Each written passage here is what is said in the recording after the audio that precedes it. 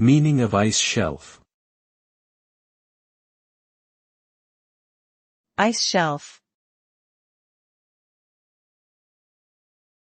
Ice shelf.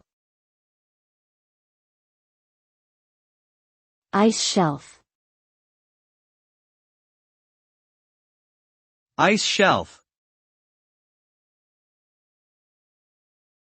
An ice shelf is a floating platform of ice that extends from the edge of a glacier or ice sheet out over the ocean. Essentially, it's a thick layer of ice that remains connected to the land but floats on top of the water.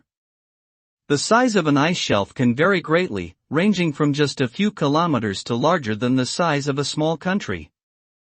As climate change causes temperatures to rise, many ice shelves are melting at an alarming rate, which can result in rising sea levels and major changes to the Earth's climate.